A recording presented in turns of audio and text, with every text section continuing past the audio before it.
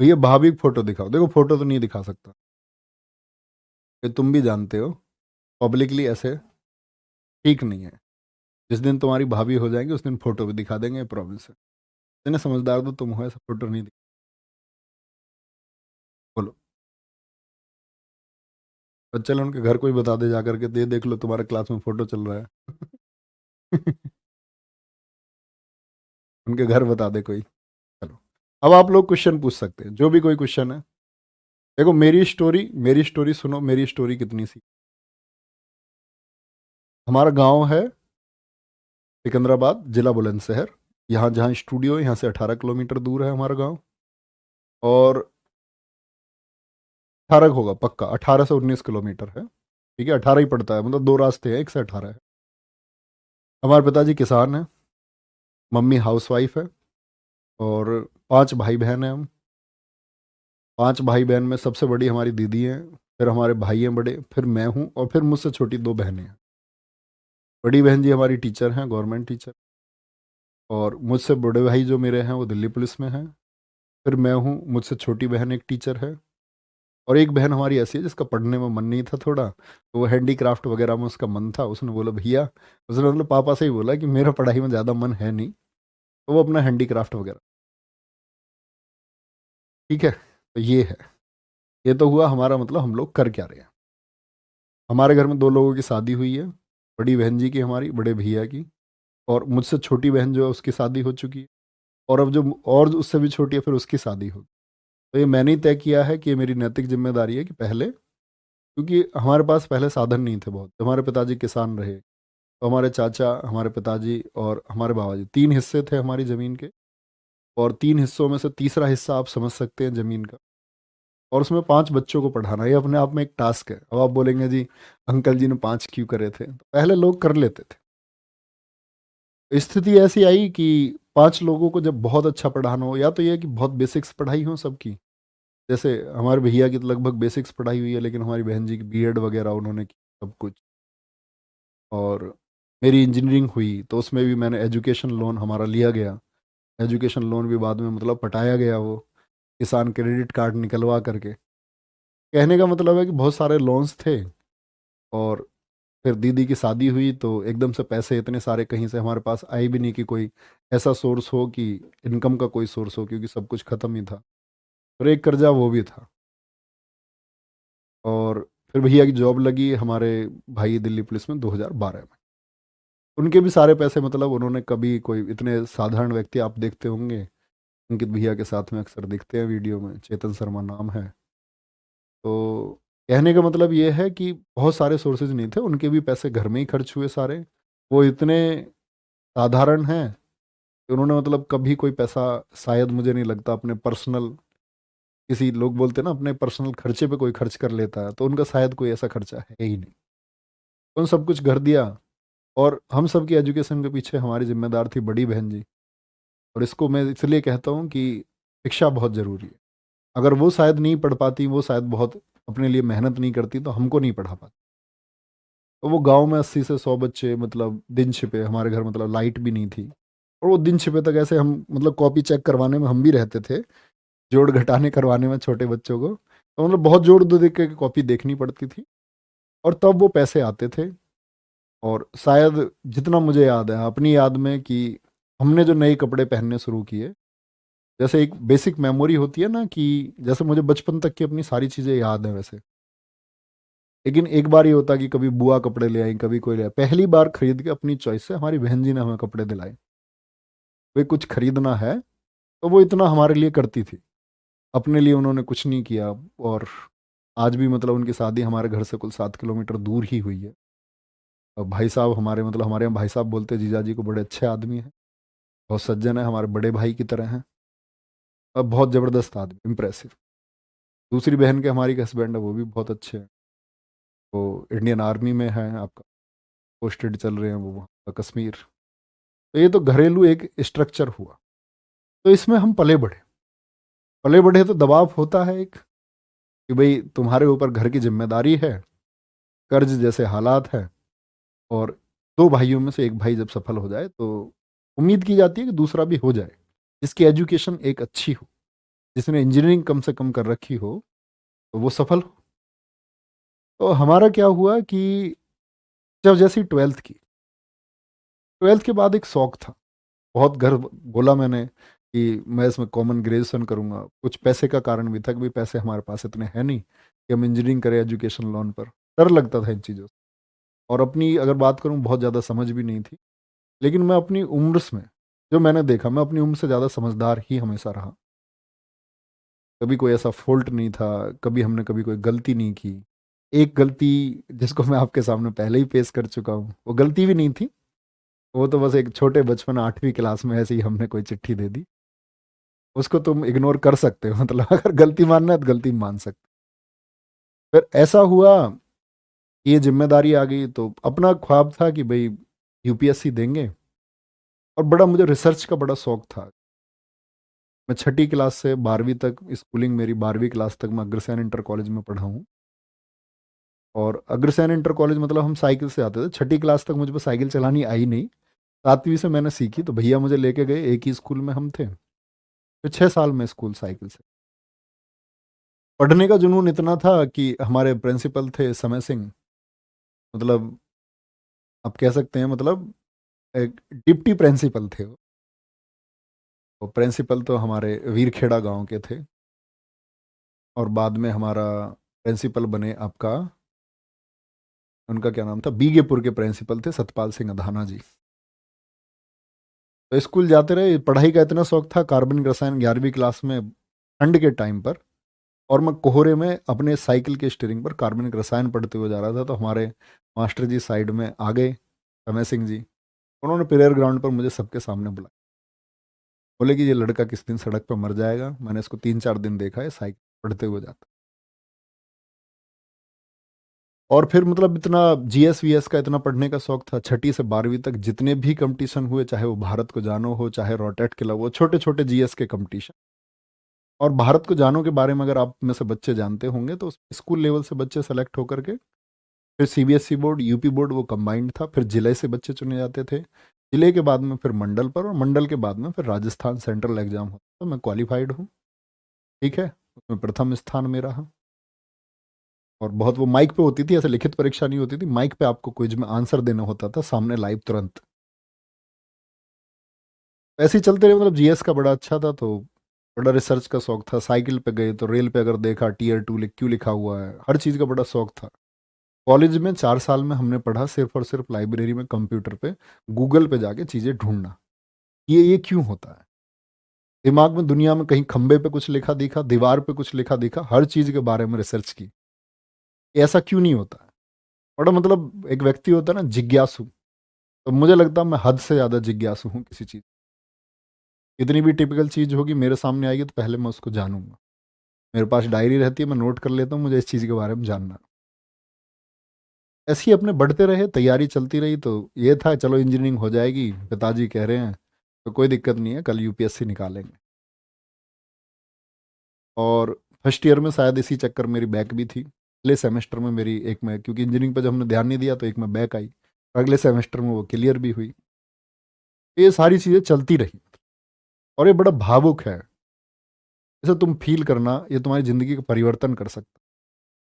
और ये मैंने अब से पहले सिर्फ एक बैच में बताया है, खाकी बैच में। और खाकी बैच के बाद में आज तुम्हें बता रहा हूँ, शायद कुछ चीज़ें डिफ्रेंशिएट कर सकती हैं, कुछ चीज़ें वहाँ ना बताई हो। तो हुआ ऐसा, इंजीनियरिंग भी हो गई आपका, और साल था 2015। इंजीनियरिंग के बाद में भाई यही था, अपना तैयारी के लिए बोला गया कि भाई जॉब करनी है या प्रिपरेशन करनी है। तो हमारे भैया नौकरी कर रहे थे, बहन जी हमारी तब तक शिक्षा मित्र थी, टीचर हुई नहीं थी। शादी तक वो शिक्षा मित्र ही रही, अपनी शादी के बाद वो टीचर हुई। और थोड़ा सा वेतन मिलता है शिक्षा मित्र को, वो उन्होंने सब घर पे ही खर्च किया। तो तैयारी का मन बन गया कि भाई ठीक है तैयारी करेंगे। कभी आओगे तुम में से कोई हमारे घर, तो मेरी शायद 12वीं के टाइम की डायरी रखी हुई है। तो मैं अपना नाम पता कैसे लिखता था, मैं अपना नाम ऐसे लिखता था डायरी पे, ऐसे थोड़ी सी हनक नहीं आती है, कलेक्टर लिखते हैं, मैं अपना नाम लिखता था आईपीएस नवीन शर्मा, हर जगह। तो ख्वाब था एक पाला हुआ। इतनी अखबारों की कटिंग मैंने की, अगर आप देखोगे उस समय के चुनावी मुद्दों से लेकर के, ऐसा नहीं था मुझे जीएस पढ़नी थी, मुझे पॉलिटिक्स में बड़ी रुचि थी। मैंने चुनावी मुद्दों से लेकर के हर चीज़ की फाइलों की कटिंग, मेरे पास हर चीज़ की कटिंग होती थी। चुनाव में कौन कहाँ हुआ, सदुआ भैया क्या कर रहे हैं, चित्रकूट वाले कौन सा गैंगस्टर कहाँ क्या कर रहा है, कौन कौन से गैंग है। वीडियोस देखी हमने खूब यूट्यूब अपने कॉलेज के टाइम पे, सब रिसर्च की किसका गैंग कहाँ तक है, किसके गैंग में कौन है।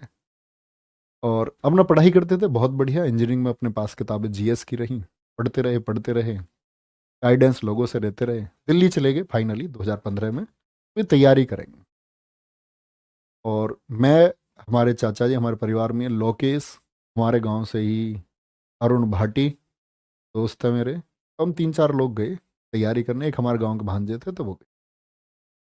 अब होता क्या है कि हम लोग गए वहां पर आपका अगस्त में, लगभग जुलाई के एंड अगस्त के शुरुआत में। तो हम रह रहे थे, अपना पढ़ाई हमने शुरू कर दी। कोचिंग सेंटर कोई ज्वाइन किया नहीं कि पहले किताबें पढ़ेंगे और उसके बाद में देखेंगे।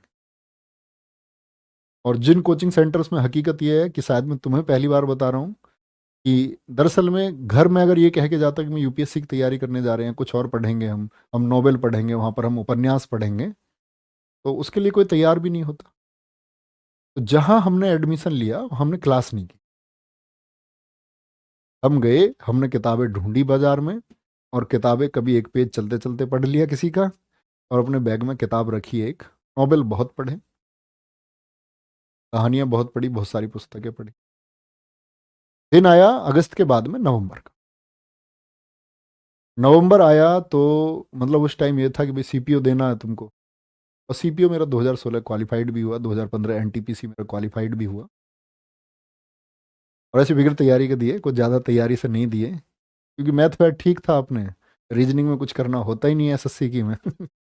वो बस कॉमन सी की 10-15 दिन में सीख साख के बढ़िया प्रैक्टिस करके। और उस समय मतलब बड़ी आसान सी रीजनिंग आती थी, जीएस का भी एक अच्छा लेवल होता था, हालांकि एसएससी का हमें।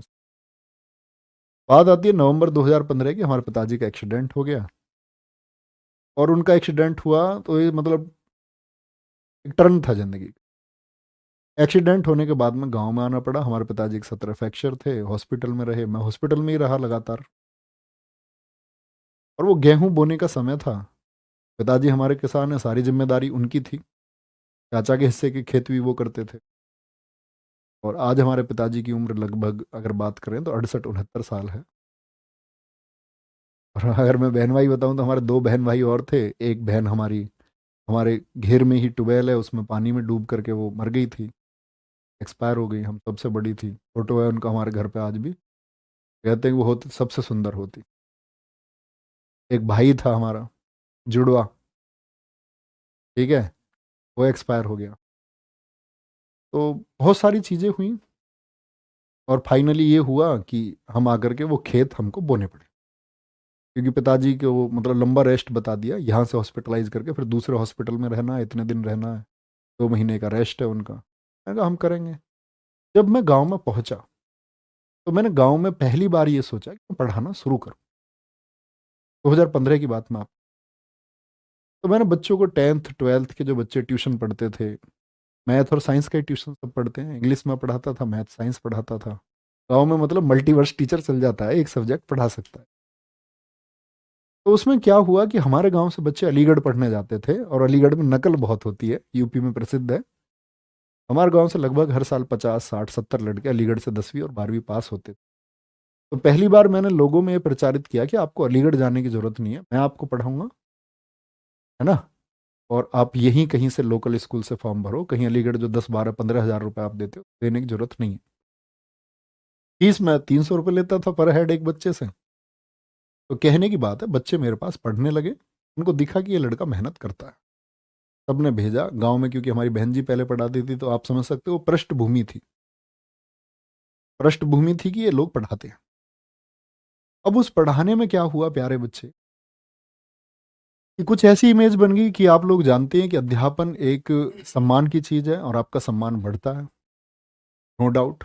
यही हमारे साथ हुआ और यही चीज़ हमारे लिए नेगेटिव भी हुई। गांव में एक पक्ष, मतलब अब वो चीज़ें पुरानी हो चुकी हैं, सॉल्व आउट हो चुकी हैं वो चीज़ें, पर मतलब एक बस ये सच्चाई के नाते है, किसी वैमनस्यता के नाते नहीं है। तो उन उन लोगों को ये चीज़ें खरी नहीं उतरी, तो उन लोगों ने बहुत सारी साजिशें की, प्लानिंग की, तो ऐसा नहीं होना चाहिए।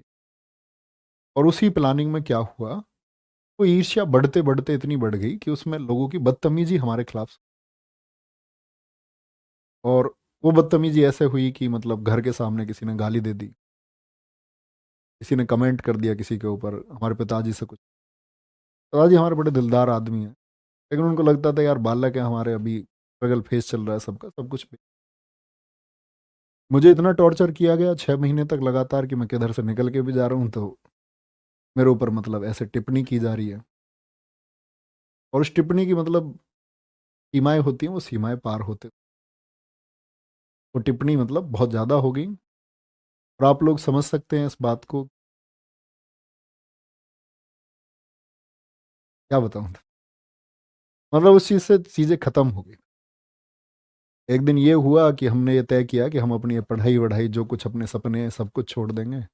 हम पहले इस बदलाव के लिए लड़ेंगे कि आखिर ऐसा होता ही क्यों, क्यों किसी बढ़ते व्यक्ति को रोका जाता है, क्यों ईर्ष्या पैदा होती है। तो हम उस ईर्ष्या से टकराने के लिए खड़े हो गए, या तो हम खत्म होंगे या ईर्ष्या खत्म।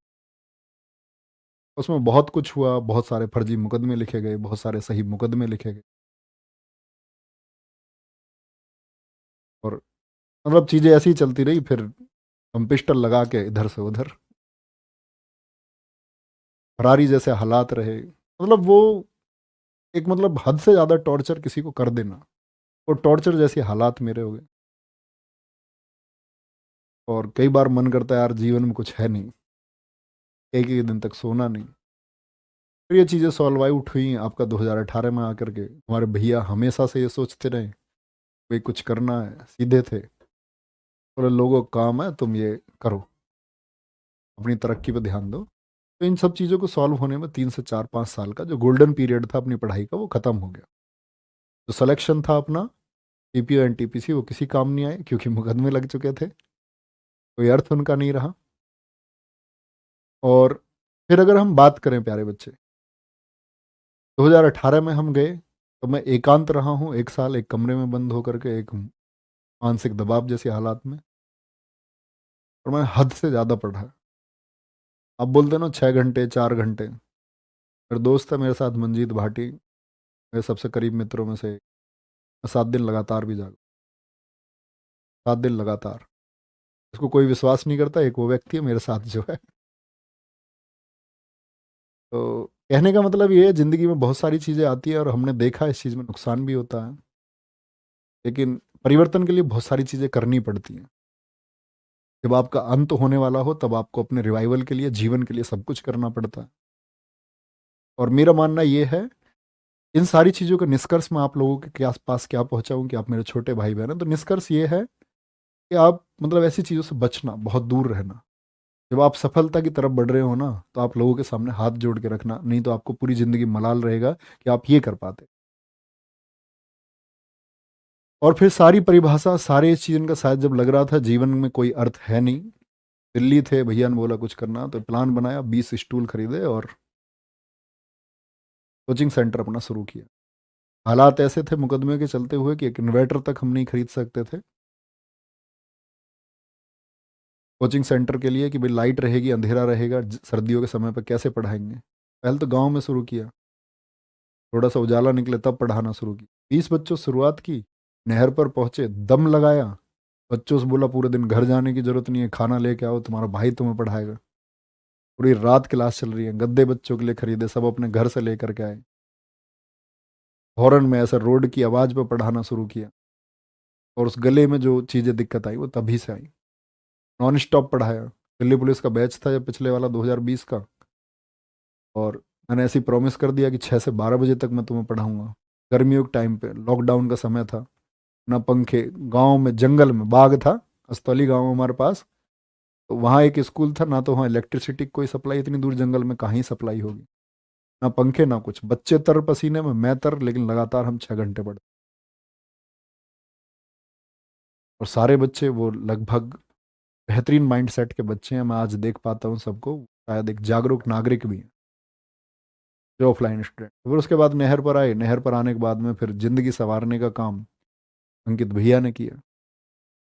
उन्होंने बोला कि हमारे यहाँ से एक हिस्ट्री के टीचर चले गए थे, बोले कि नवीन अगर ये कर पाए। तो उस समय ये था कि मैं 6 आपका पढ़ा रहा था, 6 घंटे तो मेरे भैया ने हमारे ने कहा बड़े ने कि वहाँ से ऐसे पढ़ाना है। मैंने कहा नहीं, मैंने तो यहाँ प्रॉमिस किया हुआ है बच्चों से।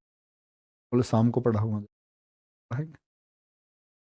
पढ़ाते पढ़ाते यही सब अभी तक चल रहा है, आपके सामने है जो कुछ भी है। मेहनत कर रहे हैं, साथ मिलके चल रहे हैं। और जीवन में बस एक यही ख्वाब है कि जो कुछ छूटा तो ज़्यादा बहुत कुछ मिला है। तो हम लोग ये मानते हैं कि अगर हम गुंजाइश रखते हैं हमेशा सुधार की तो हम आगे पहुंचते हैं। जीवन में आप क्या सीखते हो वो महत्व रखता है हमेशा।